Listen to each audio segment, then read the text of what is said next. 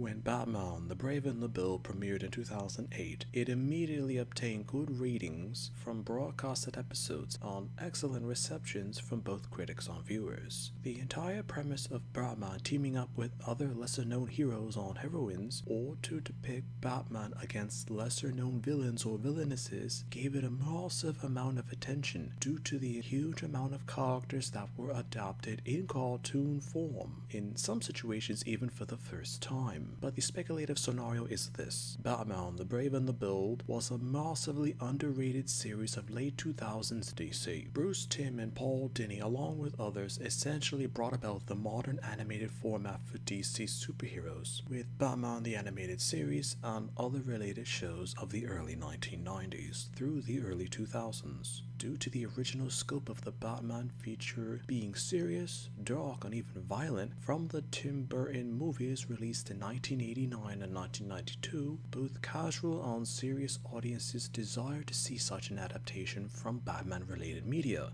as the animated series fulfilled that demand superbly. At that time, after more than a decade of serious, dark, and complex Batman-related stories, executives from DC considered something of a different approach for Batman, as there was a pitch for a somewhat more light-hearted depiction, but he'd be in episodes with friends. Batman with the various hero or heroine would go the course together throughout an episode or small story arc depicted in multiple episodes. The concept was critically hailed for adapting various DC Comics characters for the first time in some situations as mentioned. As a result, the entire series was the first major success for an animated series post Bruce Timm and Paul Dini. Despite solid ratings for episodes of Batman the Brave and the Bold when originally broadcasted on Cartoon Network in the United States, with brilliant reviews from critics and highly favored by audiences, the series, at which only had 3 seasons, was then cancelled in 2011. From information now known, this was intentionally done by executives at Warner Brothers because they were too worried that the happier and more welcoming depiction of Batman was becoming too popular, and the iconic, dark, brooding, and violent Batman was becoming shunned through the success of The Brave and the Bold. DC and Warner Brothers executives later announced a return to the classic depiction of the character with Beware the Batman, but the series was infamous for its developmental problems and bizarre depictions of characters unlike the comics and prior cartoons. It was later cancelled after a single season. With Beware the Batman cancelled, popular consensus had it that it was an unworthy series on the fact that The Brave and the Bold was a somewhat groundbreaking series for a well-adapted yet light-hearted portrayal of Batman and related characters. It was often depicted as being nearly on the same tier of excellence as Batman the Animated Series, in terms of creative vision, character-related lore for the cartoon, and even related originality of the entire premise of the series.